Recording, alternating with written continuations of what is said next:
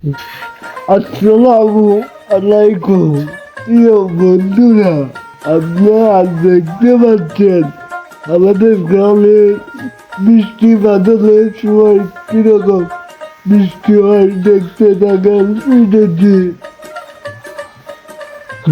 এটা আমাদের বাড়ির সামনে, দেখেন গাছের পাতাগুলো কিরকম বৃষ্টির বাতাসের কারণে নড়ছে, যেন ভেঙে যাবে। আর ধান ক্ষেত তো ঠিক করে ক্লিয়ার ভাবে দেখাই যাচ্ছে না। দেখেন বৃষ্টির পানিগুলো কত সুন্দরভাবে পড়ছে।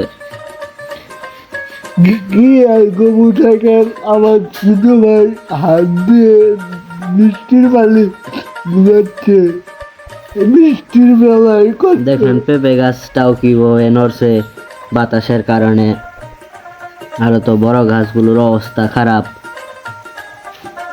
আমাদের আমাদের বাড়ির সামনে অনেক ধানের মাঠ দেখতে পাচ্ছেন। এখানে পানির বেলায় বৃষ্টিতে বাড়ির ভিতরে পানি কি একবারে ভরে গেছে, দেখতে পাচ্ছেন কত সুন্দর।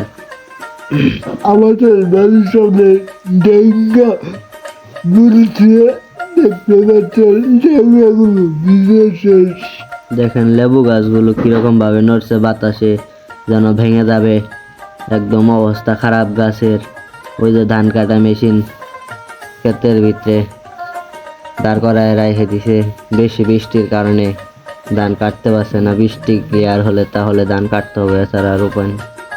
দেখেন বড় বড় গাছগুলো কিভাবে নড়ছে, আর একটু বেশি বাতাস হলেই তো এগুলো সব ভেঙে যাবে। ভিডিওটি ভালো লাগলে লাইক, কমেন্ট, শেয়ার এবং ইউটিউব চ্যানেলটি সাবস্ক্রাইব করে দিবেন। এবং পাশে থাকা বেল আইকনটি বাজিয়ে দিবেন। পাশে থাকবেন, ভিডিওটি সম্পূর্ণ দেখেন। সত্যি প্রাকৃতিক পরিবেশ আমাদের গ্রাম অঞ্চলে বৃষ্টি বাদল হলে খুব সুন্দর দেখা যায়।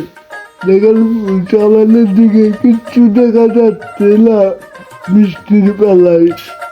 কিন্তু আরেকটা জিনিস, শহরে বৃষ্টি হলে রাস্তাঘাটে পানি আটকে, কিন্তু আমাদের গ্রামে জুড়ে বৃষ্টি হলে শুধু মানুষের ঘরের উপরে গাছপালার ডালপালা ভেঙে পড়ে আর মানুষের ক্ষতি হয়। এবং আমাদের গ্রামে খাল বিল ভরে যায়। এই খাল বিলের ভিতরে মানুষের পকেটে সারা মাছ সব বের হয়ে আসে, তখন মানুষ এগুলো জাল দিয়ে বড়শি দিয়ে ধরে।